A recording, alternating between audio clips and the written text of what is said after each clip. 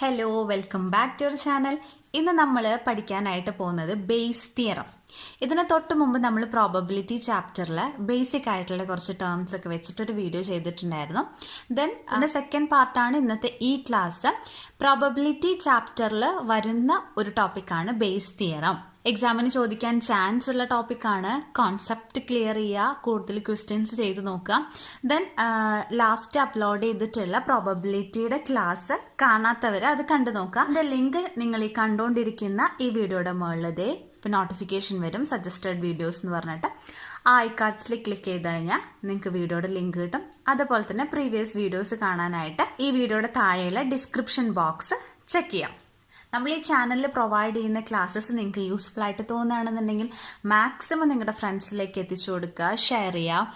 Then ഇഷ്ടപ്പെട്ട് കഴിഞ്ഞാൽ like ചെയ്യുക. കൂടുതൽ യൂസ്ഫുൾ ആയിട്ടുള്ള വീഡിയോസിനായിട്ട് ചാനൽ സബ്സ്ക്രൈബ് ചെയ്യുക, തൊട്ടടുത്ത ബെല്ലൈക്കണും കൂടി എനേബിൾ ചെയ്യുക. പിന്നെ ഇൻസ്റ്റഗ്രാമിലുള്ളവർ നമ്മുടെ ഈ ചാനലിൽ ഒരു ഇൻസ്റ്റഗ്രാം പേജ് ഉണ്ട്, അതുകൂടി ഫോളോ ചെയ്യാം. ഓക്കെ, അപ്പോൾ സമയം കളയാണ്ട് നമുക്ക് ക്ലാസ്സിലോട്ട് കിടക്കാം.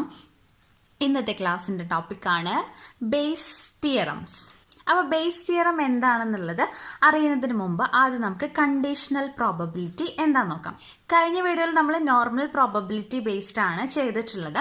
സോ കണ്ടീഷണൽ പ്രോബബിലിറ്റി എന്ന് പറഞ്ഞാൽ probability of an event A given that B has happened is called the conditional probability. 2 events ഉണ്ടായിരിക്കും. അതിൽ ബി എന്ന് പറഞ്ഞ ഇവന്റ് ഓൾറെഡി ഹാപ്പൻ ചെയ്തിട്ടുള്ളതാണ്, ഓർ ഓൾറെഡി ഗിവൺ ആണ്. അങ്ങനെയെങ്കിൽ എ എന്ന ഇവന്റിന്റെ പ്രോബബിലിറ്റി എന്താണെന്നുള്ളതാണ് കണ്ടീഷണൽ പ്രോബബിലിറ്റിയിൽ പറയുന്നത്. അപ്പോൾ അങ്ങനെയാണെന്നുണ്ടെങ്കിൽ നമ്മൾ അത് എഴുതുന്നത് probability of A given B. Probability of A after the occurrence of B. B എന്ന് പറഞ്ഞിട്ടുള്ളത് ഓൾറെഡി സംഭവിച്ചു കഴിഞ്ഞിരിക്കുന്ന ഒരു കാര്യമാണ്. സോ ബി എന്ന് പറഞ്ഞ ഇവന്റ് സംഭവിച്ചു കഴിഞ്ഞാൽ എയുടെ പ്രോബബിലിറ്റി എന്തായിരിക്കും എന്നാണ് കണ്ടീഷണൽ പ്രോബബിലിറ്റി വഴി ചെക്ക് ചെയ്യാനായിട്ട് പോകുന്നത്. അപ്പൊ അതിന്റെ ഇക്വേഷൻ അല്ലെങ്കിൽ തിയറമാണ് ഈ ബോക്സിനകത്ത് കൊടുത്തിരിക്കുന്നത്. Probability of A given B is equal to probability of A union B divided by probability of B. അപ്പൊ നമ്മളിങ്ങനെ എഴുതുമ്പോൾ probability of A given B എന്ന് പറയുമ്പോൾ ബി എന്ന് പറയുന്ന സ്ഥലത്ത് നമ്മൾ എഴുതേണ്ടത് ക്വസ്റ്റ്യനിൽ നമുക്ക് തന്നിരിക്കുന്ന അല്ലെങ്കിൽ ഓൾറെഡി ഹാപ്പൻ ആയിട്ട് ഓൾറെഡി ഒക്കർ ചെയ്തിരിക്കുന്ന ഇവന്റ് ആണ് എഴുതേണ്ടത്. ദെൻ എയുടെ സ്ഥാനത്ത് ഫൈൻഡ് ചെയ്യാൻ പോകുന്ന ഇവന്റിന്റെ പ്രോബബിലിറ്റി. ക്ലിയർ? അപ്പൊ ഇതാണ് കണ്ടീഷണൽ പ്രോബബിലിറ്റി എന്ന് പറയുന്നത്. അതിനൊരു കണ്ടീഷൻ ഉണ്ടായിരിക്കും. അതായത് ഒരു ഇവന്റ് ഒക്കർ ചെയ്തതിന് ശേഷമുള്ള മറ്റൊരു ഇവന്റിന്റെ പ്രോബബിലിറ്റി ചെക്ക് ചെയ്യുന്നതാണ് കണ്ടീഷണൽ പ്രോബബിലിറ്റി. അപ്പോൾ ഒരു എക്സാമ്പിൾ വഴി പറഞ്ഞു കഴിഞ്ഞാൽ നമുക്ക് കുറച്ചും കൂടി ക്ലിയർ ആക്കാനായിട്ട് സാധിക്കും. ഇത് നമ്മുടെ ടെക്സ്റ്റിലുള്ള എക്സാമ്പിൾ തന്നെയാണ് കേട്ടോ. അതായത് ഒരു ഫാമിലിയിൽ 2 കുട്ടികളുണ്ട്. 2 ചിൽഡ്രൻസ് ആണുള്ളത്. 2 ചിൽഡ്രൻസ് ആവുമ്പോൾ സാധാരണ വരുന്ന പോസിബിലിറ്റീസ് ആണ് സാമ്പിൾ സ്പേസ് ആയിട്ട് കൊടുത്തിരിക്കുന്ന 2 കുട്ടികളാണ്. ആ 2 കുട്ടികൾ രണ്ടും ആൺകുട്ടികളാവാം. Boy boy. പിന്നെ എങ്ങനെയാവാം? ഒരു ബോയും ദെൻ അടുത്തത് ഗേളും ആവാം. ദെൻ നെക്സ്റ്റ് വരുന്നത് ഫസ്റ്റ് ഗേളും ദെൻ നെക്സ്റ്റ് ബോയും ആവാം. പിന്നെ രണ്ടും ഗേൾ ആവാം. ഇത്രയും ചാൻസസ് അല്ലെങ്കിൽ ഇത്രയും പോസിബിലിറ്റി ആണ് 2 ചിൽഡ്രൻ ഒരു ഫാമിലിയിൽ ഉണ്ടെങ്കിൽ വരാവുന്നത്. അതിനെയാണ് സാമ്പിൾ സ്പേസ് എന്ന് പറയുന്നത്. ക്ലിയർ? ഇനി നമ്മളോട് പറഞ്ഞിരിക്കുകയാണ് if it is known the first is boy what is a probability of both boy. So നമുക്ക് ഇവിടെ ഒരു കണ്ടീഷൻ തന്നിട്ടുണ്ട്. അതായത് 2 കുട്ടികളിൽ ആദ്യത്തേത് ആൺകുഞ്ഞാണെന്നുണ്ടെങ്കിൽ what is the probability of both boy. രണ്ടും ആൺകുട്ടിയാവാനുള്ള ചാൻസ് അല്ലെങ്കിൽ പ്രോബബിലിറ്റി എത്രയാണെന്നാണ് ചോദിച്ചിരിക്കുന്നത്. അപ്പോൾ നമുക്കിവിടെ ഇക്വേഷനിൽ probability of A given B ആണെന്നുണ്ടെങ്കിൽ ബി എന്നുള്ളിടത്ത് നമ്മൾ എന്താ എഴുതേണ്ടത്? നമുക്ക് ഓൾറെഡി ക്വസ്റ്റ്യനിൽ ഗിവൺ ആയിട്ട് അല്ലെങ്കിൽ കണ്ടീഷൻ ആയിട്ട് തന്നിരിക്കുന്ന ഇവന്റ്. അതായത് ബി എന്ന് പറഞ്ഞത് ഫസ്റ്റ് ഈസ് ബോയ്, ആദ്യത്തേത് ആൺകുട്ടിയാണ്. ആ ഒരു ഇവന്റ് അവിടെ സംഭവിച്ചു കഴിഞ്ഞു. ഫസ്റ്റ് ആൺകുട്ടിയാണെന്ന് പറഞ്ഞു. ഓക്കെ, നെക്സ്റ്റ് എന്താണ്? പിന്നെ എ എന്ന സ്ഥാനത്ത് എന്ത് എഴുതണം? നമ്മൾ കണ്ടുപിടിക്കാൻ പോകുന്ന ഇവന്റിന്റെ പ്രോബബിലിറ്റി. ബോത്ത് ബോയ്, രണ്ടും ആൺകുഞ്ഞാവാനുള്ള പ്രോബബിലിറ്റി ആണ് നമുക്ക് ഫൈൻഡ് ചെയ്യേണ്ടത്. തന്നിരിക്കുന്ന കണ്ടീഷൻ വെച്ചിട്ട് ഫസ്റ്റ് ബോയ് ആണെന്ന് ഓൾറെഡി ഹാപ്പൻ ചെയ്തു. അങ്ങനെയാണെന്നുണ്ടെങ്കിൽ ഈ തന്നിരിക്കുന്ന 4 സാമ്പിൾ സ്പേസിലും ആദ്യത്തേത് ബോയ് ആവാനുള്ള ഫേവറബിൾ ആയിട്ടുള്ള കേസസ് ഏതൊക്കെയാണ്? ആദ്യത്തേത് boy, boy and boy. Next വരുന്നത് എന്താണ്? Boy girl. ഓക്കെ, അപ്പൊ ഇത് രണ്ടുമാണ് ഫസ്റ്റ് ബോയ് ആവാനുള്ള ഫേവറബിൾ ആയിട്ടുള്ള സാമ്പിൾ സ്പേസ്. അപ്പൊ നമ്മൾ അത് ഇവിടെ എഴുതി, boy boy then boy girl. Find the probability of both boy എന്നുള്ളിടത്ത് ഈ തന്നിരിക്കുന്ന സാമ്പിൾ സ്പേസിൽ രണ്ടും ബോയ് ആവാനായിട്ട് ആകെ ഒരു ചാൻസേ ഉള്ളൂ. അങ്ങനെയെങ്കിൽ നമുക്ക് ഇത് വെച്ചിട്ട് നമുക്ക് പെട്ടെന്ന് ഈ ഒരു ക്വസ്റ്റ്യന് ആൻസർ കണ്ടെത്താനായിട്ട് സാധിക്കും. അതായത് പ്രോബബിലിറ്റിയുടെ ഇക്വേഷൻ വെച്ച് നോക്കുകയാണെന്നുണ്ടെങ്കിൽ number of favourable case divided by total number of possibility. അപ്പൊ ഫേവറബിൾ ആയിട്ടുള്ള കേസ് ആകെ ഒരെണ്ണാണുള്ളത്, അതേ divided by total number of possibility. First boy ആവാനുള്ള നമ്പർ ഓഫ് പോസിബിലിറ്റി 2 ആണ്. ഓക്കെ, അപ്പൊ നമുക്ക് ആൻസർ എന്ത് കിട്ടി? 1 ഡിവൈഡഡ് ബൈ 2 എന്ന് കിട്ടി. പക്ഷെ നമ്മൾ ഇത് ആക്ച്വൽ ഇക്വേഷൻ വെച്ച് നോക്കുമ്പോൾ 1/2 തന്നെയാണോ കിട്ടുന്നത് എന്ന് നമുക്ക് നോക്കണല്ലോ. അതിനായിട്ട് എ യൂണിയൻ ബി എന്ന് പറയുമ്പോൾ ഇതാണ് ബി എന്ന് പറഞ്ഞ സെറ്റ്, ഇതാണ് എയുടെ സെറ്റ്, ഇതാണ്. ഇതിൽ കോമൺ ആയിട്ടിരിക്കുന്നതിനാണ് എ യൂണിയൻ ബി എന്ന് പറയുന്നത്. അപ്പൊ ഇതിൽ കോമൺ ആയിട്ടിരിക്കുന്നത് എന്താണ്? Boy boy. ഇത് രണ്ടുമാണ് കോമൺ ആയിട്ട് ഇരിക്കുന്ന എലമെന്റ്. അതാണ് എ യൂണിയൻ ബി എന്ന് പറഞ്ഞത്. So probability of A union B എന്ന് പറയുന്നത് എന്താണ്? ടോട്ടൽ സാമ്പിൾ സ്പേസിൽ നിന്നും എ യൂണിയൻ ബി ആവാനുള്ള probability. Total number of sample space എത്രയാണ്? 4 ആണ്. അതില് എ യൂണിയൻ ബി ആവാനുള്ള ചാൻസ് 1 ആണ്. അതായത് boy and boy, boy boy. Okay, അപ്പൊ അതാണ് probability of A union B. ഇനി നെക്സ്റ്റ് എന്ത് കാണണം? പ്രോബബിലിറ്റി ഓഫ് ബി കാണണം. ബിയിലാകെ എത്ര എലമെന്റ് ഉണ്ട്? 2 element, boy boy then boy girl. അപ്പോൾ ഇതിനോട് ഫേവറബിൾ ആയിട്ടുള്ളത് 2, total number of possibility, total sample space 4. Okay, അങ്ങനെയാണെന്നുണ്ടെങ്കിൽ നമ്മൾ ആ ഇക്വേഷനിലോട്ട് ഇട്ട് കൊടുത്തു കഴിഞ്ഞാൽ probability of A given B is equal to probability of A union B 1/4 divided by probability of B 2/4 is equal to ഈ 4ഉം 4ഉം ക്യാൻസൽ ചെയ്ത് കഴിഞ്ഞാൽ 1/2 ആൻസർ കിട്ടി. ക്ലിയർ? അപ്പൊ ഇത് മനസ്സിലാക്കുക. എ യൂണിയൻ ബി എന്ന് പറയുന്നത് എയിലും ബിയിലും കോമൺ ആയിട്ടുള്ള ഐറ്റം, അതിന്റെ പ്രോബബിലിറ്റി കാണുന്നുണ്ടെങ്കിൽ ടോട്ടൽ സാമ്പിൾ സ്പേസിൽ നിന്നും നമുക്കത് കാൽക്കുലേറ്റ് ചെയ്യാം. അതായത് എ യൂണിയൻ ബി 1 ആണ് divided by total number of possibility. Then probability of B, ബിയിലാകെ 2 എലമെന്റ്സ് ആണുള്ളത്. അതെങ്ങനെയാണ്? ടോട്ടൽ സാമ്പിൾ സ്പേസിൽ നിന്നും 2, അപ്പൊ 2 ഡിവൈഡഡ് ബൈ 4. ക്ലിയർ? അപ്പൊ അത് തമ്മിൽ ഡിവൈഡ് ചെയ്ത് കഴിഞ്ഞാൽ നമുക്ക് ആൻസർ കിട്ടും. Probability of A given B. ഇതാണ് കണ്ടീഷണൽ പ്രോബബിലിറ്റി. ഇനി നമുക്ക് ഇൻവേഴ്സ് പ്രോബബിലിറ്റി എന്താ നോക്കാം. ഇത് നമ്മുടെ ടെക്സ്റ്റിൽ തന്നിരിക്കുന്ന എക്സ്പ്ലനേഷൻ ആണ്, നമുക്ക് അതന്നെ നോക്കാം. Suppose an event has happened as A result of the several causes, then we are interested to find out the probability of a particular cause which has really affected the event to happen. ചില കാരണങ്ങൾ കൊണ്ടാവാം എന്തെങ്കിലും ഒരു event സംഭവിക്കുന്നത്. അപ്പോൾ ആ ഒരു event സംഭവിക്കാൻ ഇഫക്റ്റ് ആയിട്ടുള്ള കാരണത്തിന്റെ പ്രോബബിലിറ്റി എന്താണെന്ന് ഫൈൻ ചെയ്യാനായിട്ടുള്ളതിനെയാണ് നമ്മൾ എന്ത് പറയുന്നത്? Inverse probability. അങ്ങനത്തെ പ്രോബ്ലംസിനെയാണ് ഇൻവേഴ്സ് പ്രോബബിലിറ്റി എന്ന് നമ്മൾ പറയുന്നത്. ക്ലിയർ? എന്തെങ്കിലും ഒരു ഇവന്റ് സംഭവിക്കാൻ ചില സെവറൽ റീസൺസ് അല്ലെങ്കിൽ കോസസ് ഉണ്ടായിരിക്കും. അപ്പോൾ ആ ഒരു ഇവന്റ് ഹാപ്പൻ ചെയ്യാനായിട്ട് ഇഫക്റ്റ് ചെയ്യുന്ന ആ പർട്ടിക്കുലർ കോസിന്റെ അല്ലെങ്കിൽ റീസണിന്റെ പ്രോബബിലിറ്റി ഫൈൻഡ് ചെയ്യാനാണ് ഇൻവേഴ്സ് പ്രോബബിലിറ്റി എന്ന് പറയുന്നത്. നമ്മുടെ ടോപ്പിക്കിലോട്ട് വരികയാണെന്നുണ്ടെങ്കിൽ Bayes theorem is based upon the inverse probability. Inverse പ്രോബബിലിറ്റിയുടെ ബേസ് ചെയ്തിട്ടാണ് ബേസ് തിയറം ഉള്ളത്. അപ്പൊ നമുക്ക് ഒരു എക്സാമ്പിളിലൂടെ എന്താണ് ഇൻവേഴ്സ് പ്രോബബിലിറ്റി എന്ന് നമുക്ക് കറക്റ്റായിട്ട് നോക്കാം. അപ്പൊ അതില് മ്യൂച്വലി എക്സ്ക്ലൂസീവ് ആയിട്ടുള്ള 3 ഇവന്റ്സ് ഉണ്ട്. അതായത് B1, B2, then B3. ഇത് 3 ഇവന്റ്സും mutually exclusive or disjoint events ആണ്. B1ലുള്ള എലമെന്റ്സ് B2വിൽ ഉണ്ടാവില്ല. ദെൻ ഇതിൽ 2ലുമുള്ള എലമെന്റ്സ് B3യിൽ ഉണ്ടാവില്ല. സോ കോമൺ ആയിട്ട് ഈ 3 ഇവന്റ്സില് എലമെന്റ്സ് ഉണ്ടായിരിക്കില്ല. അതിനാണ് ഡിസ്ജോയിന്റ് ഇവന്റ്സ് അല്ലെങ്കിൽ ഡിസ്ജോയിന്റ് സെറ്റ് എന്നൊക്കെ പറയുന്നത്. ക്ലിയർ? എ എന്ന് പറഞ്ഞിട്ടുള്ള ഇവന്റ് കോമൺ ആയിട്ട് ആക്ട് ചെയ്യുന്ന ഒരു ഇവന്റ് ആണ്. അതായത് ഈ 3 ഇവന്റ് തമ്മിലാണ് കണക്റ്റഡ് അല്ലാത്തുള്ളൂ.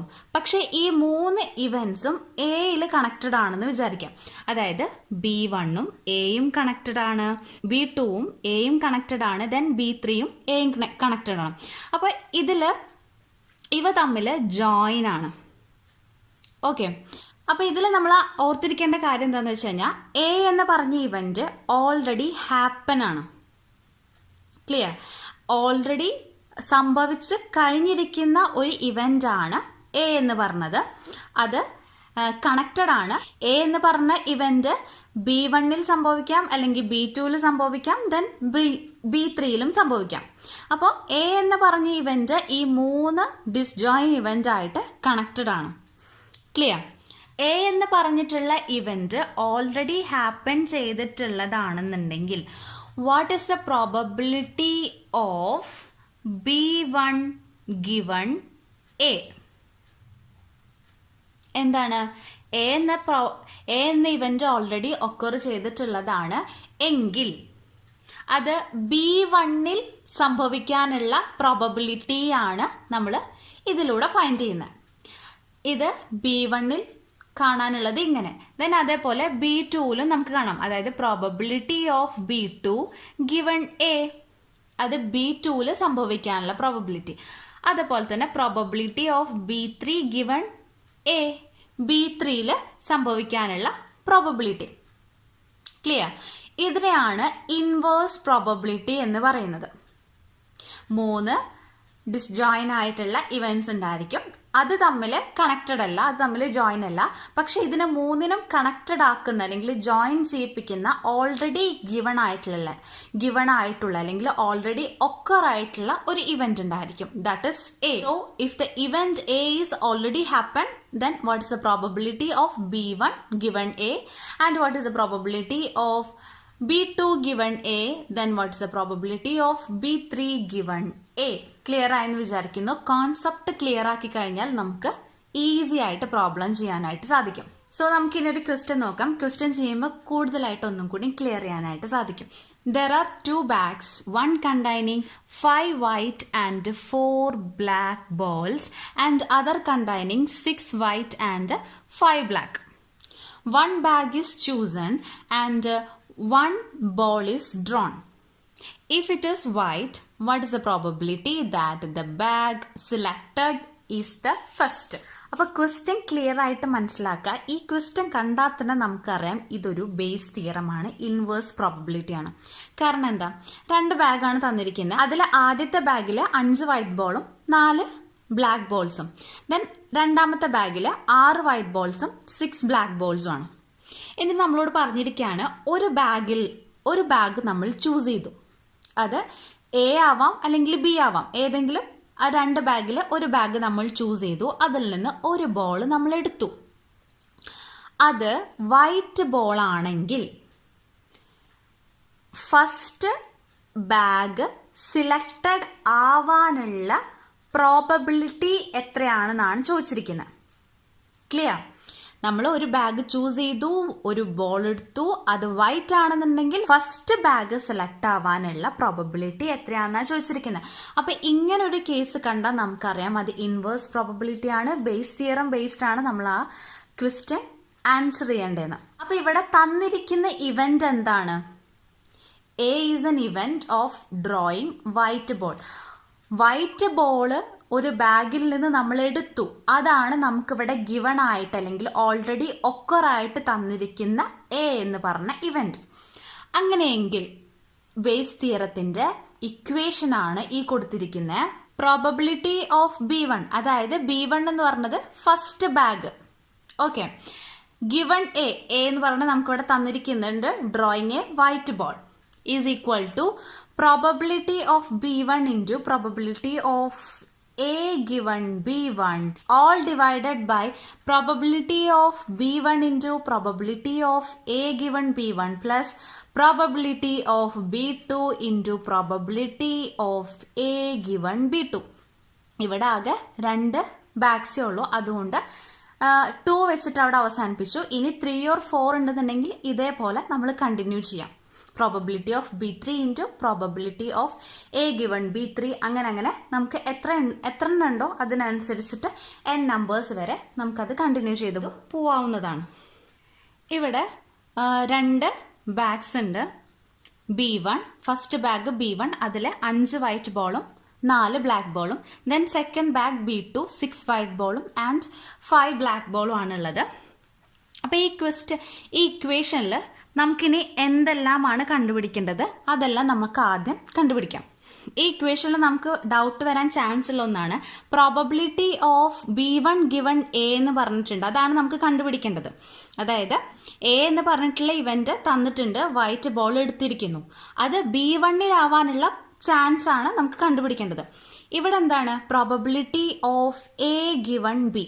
ിൽ നിന്നാണ് നമ്മളൊരു ബോൾ ഡ്രോൺ ചെയ്യുന്നെങ്കിൽ അത് വൈറ്റ് ബോൾ ആവാനുള്ള ചാൻസ് അല്ലെങ്കിൽ പ്രോബബിലിറ്റി ആണ് ഇതുകൊണ്ട് ഉദ്ദേശിക്കുന്നത്. ക്ലിയർ?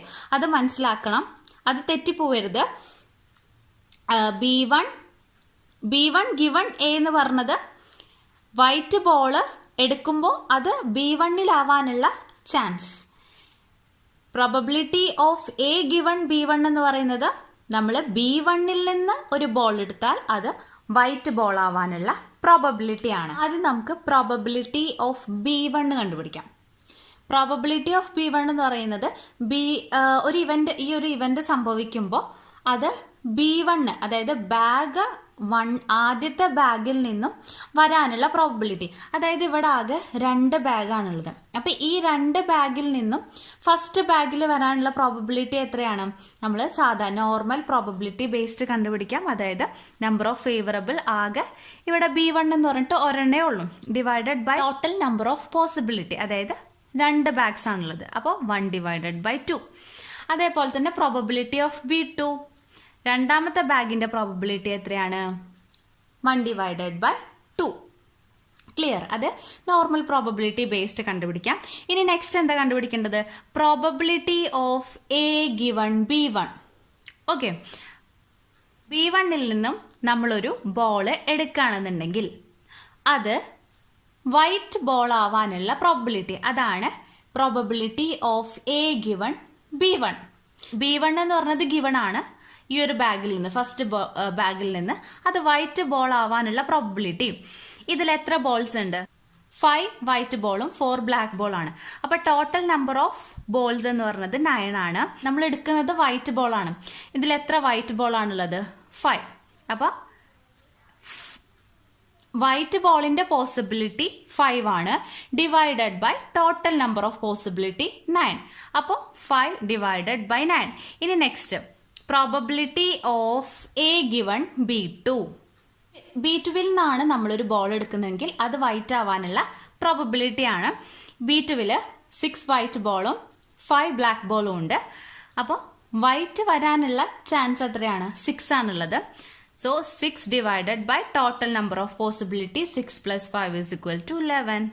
ഈ കിട്ടിയിരിക്കുന്നത് ഇക്വേഷനിലോട്ട് സബ്സ്റ്റിറ്റ്യൂട്ട് ചെയ്ത് കഴിഞ്ഞാൽ probability of B1 given A is equal to probability of B1, അത് 1/2 ആണ്, into probability of A given B1, അതായത് 5 divided by 9, all divided by probability of B1 1 divided by 12 into probability of A given B1 5 divided by 9 plus probability of B2 1 divided by 2 into probability of A given B2 6 divided by 11. ഇനി next ഇത് നമുക്ക് solve ചെയ്യാം. അതായത് അത് നമ്മൾ into ചെയ്യാം. Into ചെയ്ത് കഴിഞ്ഞാൽ 5 ഇൻറ്റു 1 ഇൻറ്റു 5 എന്ന് പറഞ്ഞത് 5 ആണ്. Divided by 9 into 2 18. All divided by ഇത് തമ്മിൽ ഇൻറ്റു ചെയ്യാം. 1 divided by 2 into 5 divided by 9 വീണ്ടും ഇൻറ്റു ചെയ്ത് കഴിഞ്ഞാൽ 5 divided by 18 കിട്ടും. ദെൻ പ്ലസ് ഇത് തമ്മിൽ ഇൻറ്റു ചെയ്യാം. 1 divided by 12 into 6 divided by 11. 1 into 6 divided by 11 into 2 is equal to 22. So this is equal to 5 divided by 18 all divided by ഇത് 5 divided by 18 plus 6 divided by 22. അപ്പോൾ ഇതിനെ തമ്മിൽ cross multiply ചെയ്യുക. കാരണം ഇവിടെ പ്ലസ് ആണ് സെൻറ്ററിൽ കോമൺ ആയിട്ട് വരുന്നത്. ഇത് 18 ഇൻറ്റു 6 പ്ലസ് 22 ഇൻറ്റു 5 എന്ന് പറയുമ്പോൾ 218 ആൻഡ് ഡിവൈഡഡ് ബൈ 18 ഇൻറ്റു 22 396. 2 കൊണ്ട് ഡിവൈഡ് ചെയ്ത് കഴിഞ്ഞാൽ നമുക്ക് കിട്ടും 109. ഇവിടെ 198 എന്നും കിട്ടും. അപ്പോൾ നമുക്ക് ഇതും കൊണ്ട് എടുത്ത് എഴുതാം. അതായത് 5 divided by 18 all divided by 109 divided by 198. അപ്പോൾ ഇതിനെ നമ്മൾ മാത്തമാറ്റിക്കലി സോൾവ് ചെയ്യുമ്പോൾ ഇവിടെ കിടക്കുന്ന ഈ ഒരു ഡിനോമിനേറ്റർ ഇങ്ങോട്ട് പോവും, ഇത് ഇങ്ങോട്ട് വരും. ഓക്കെ, അപ്പോൾ നമ്മൾ എങ്ങനെ എഴുതാം? 5 divided by 18 all divided by 198 divided by 109. ഇനി എന്ത് ചെയ്യണം? 198 നമ്മൾ കോമൺ ആയിട്ട് ഈ 18 ആയിട്ട് ഡിവൈഡ് ചെയ്ത് കഴിഞ്ഞാൽ നമുക്ക് എത്ര കിട്ടും? 11 കിട്ടും. ദെൻ 11 ഇൻറ്റു 5 എന്ന് പറയുന്നത് 55 ഡിവൈഡഡ് ബൈ 109. ഇങ്ങനെയാണ് ഈ പ്രോബ്ലം സോൾവ് ചെയ്തിരിക്കുന്നത്. ടെക്സ്റ്റിൽ ഈ ഒരു ആൻസർ ആണ് കിട്ടിയിരിക്കുന്നത് പ്രോബ്ലം ഇങ്ങനെ സോൾവ് ചെയ്തിട്ട്. അപ്പോൾ നമുക്ക് ഇങ്ങനെ അല്ലാണ്ട് ഇതിപ്പോൾ ഫ്രാക്ഷൻ ഫോമാണ്, അല്ലാണ്ട് ഡെസിമൽ ഫോമോ വേണമെന്നുണ്ടെങ്കിൽ നമുക്ക് എന്ത് ചെയ്യാം? ഈ ഇവിടെ കിട്ടിയിരിക്കുന്ന ആൻസർ ഉണ്ടല്ലോ, അതായത് നമ്മുടെ കാൽക്കുലേറ്ററിൽ 5 divided by 18 into 198 divided by 109 അങ്ങനെ ചെയ്യാം. അപ്പോൾ 0.5045 എന്ന് കിട്ടും. അപ്പോൾ അതേ ആൻസർ ആണ് 55 divided by 109 ചെയ്താലും നമുക്ക് കിട്ടുന്നത്. അപ്പോൾ ഡെസിമൽ ഫോമിൽ ഇങ്ങനെയാണ് കിട്ടുന്നത്. അപ്പം ഇങ്ങനെ ഫ്രാക്ഷൻ ഫോമിൽ ചെയ്യണമെന്നുണ്ടെങ്കിൽ അങ്ങനെ ചെയ്യാം, അല്ലെങ്കിൽ ഡെസിമൽ ഫോമിലും ഇതിൻ്റെ ആൻസർ നമുക്ക് കണ്ടുപിടിക്കാവുന്നതാണ്. അപ്പോൾ ഇക്വേഷൻ പഠിച്ചാലാണ് നമുക്ക് അതിലുള്ള കാര്യങ്ങളൊക്കെ കണ്ടെത്തിയിട്ട് ഇക്വേഷനിലോട്ട് അത് സബ്സ്റ്റിറ്റ്യൂട്ട് ചെയ്യാനായിട്ട് സാധിക്കണം. ദെൻ ഒരു പ്രോബ്ലം കണ്ടു കഴിഞ്ഞാൽ അത് ഏത് തരം പ്രോബബിലിറ്റി ആണ്, കണ്ടീഷണൽ ആണോ, ഇൻവേഴ്സിബിൾ പ്രോബബിലിറ്റി ആണോ, നോർമൽ പ്രോബബിലിറ്റി ആണോ എന്നൊക്കെ നമുക്ക് തിരിച്ചറിയാനുള്ളത് നമുക്കത് മനസ്സിലാക്കണം. അതിന് നമ്മൾ എന്ത് ചെയ്യണം? കോൺസെപ്റ്റ്, ഓരോ പ്രോബബിലിറ്റിയിൽ പറയുന്ന ഓരോ പ്രോബബിലിറ്റി അത് എന്താണ്, അതിൻ്റെ മെയിൻ കോൺസെപ്റ്റ് ക്ലിയർ ആക്കി വെക്കുക. എങ്കിൽ മാത്രമാണ് ഒരു പ്രോബ്ലം കണ്ടു കഴിഞ്ഞാൽ നമുക്ക് ഏത് പ്രോബബിലിറ്റി ആണെന്നുള്ളത് റെക്കഗ്നൈസ് ചെയ്യാനും സ്യൂട്ടായിട്ടുള്ള ഫോർമുലയിൽ നമുക്ക് ആൻസർ സോൾവ് ചെയ്യാനായിട്ട് സാധിക്കും. ഇവിടെ ഇക്വേഷനിലൊരു കാര്യം ശ്രദ്ധിക്കേണ്ടത്, probability of B1 given A എന്ന് പറഞ്ഞിരിക്കുന്നത് എന്തുകൊണ്ടാണ്? നമ്മുടെ ക്വസ്റ്റ്യനിൽ ഫസ്റ്റ് ബോക്സ് സെലക്ട് ചെയ്യാനുള്ള പ്രോബബിലിറ്റി ചോദിച്ചുകൊണ്ടാണ് B1 നിർത്തത്. ഇനി സെക്കൻഡോ തേർഡോ ഫോർത്തോ ആണ് പ്രോബബിലിറ്റി ചോദിച്ചിരിക്കുന്നതെങ്കിൽ ക്വസ്റ്റ്യനിൽ എങ്ങനെ വരാം? പ്രോബബിലിറ്റി ഓഫ് B2 അല്ലെങ്കിൽ B3 ഏതാണ് ചോദിച്ചിരിക്കുന്നത് ഗിവൺ എ എന്ന് കൊടുക്കാം. അതേപോലെ തന്നെയാണ് ഇപ്പോൾ B2 ഗിവൺ എ ആണെന്നുണ്ടെങ്കിൽ is equal to probability of B2 into probability of A given B2 all divided by then probability B1 മുതൽ എത്ര നമ്പേഴ്സ് വരെ ഉണ്ടെന്നുണ്ടെങ്കിൽ അതുവരെ നമുക്ക് എഴുതാം. ഓരോ ക്വസ്റ്റ്യൻസ് അനുസരിച്ചിട്ട് നമുക്ക് ഇക്വേഷനിലെ രൂപത്തിൽ നമുക്ക് മാറ്റം വരുത്താവുന്നതാണ്. ഓക്കെ, ഇത്രയും പറഞ്ഞ കാര്യങ്ങളിൽ എന്തെങ്കിലും ഡൗട്ട്സ് ഉണ്ടെന്നുണ്ടെങ്കിൽ ഈ വീഡിയോയുടെ താഴെയുള്ള കമൻറ്റ് സെക്ഷനിൽ ചോദിക്കുക. ദെൻ വീഡിയോ ഇഷ്ടപ്പെട്ടു കഴിഞ്ഞാൽ ഷെയർ ചെയ്യുക, ലൈക്ക് ചെയ്യുക. ദെൻ കൂടുതൽ വീഡിയോസിനായിട്ട് സബ്സ്ക്രൈബ് ചെയ്യുക, ഇൻസ്റ്റഗ്രാമിൽ ഫോളോ ചെയ്യുക. നെക്സ്റ്റ് പുതിയൊരു ടോപ്പിക്കായിട്ട് വരാം. താങ്ക്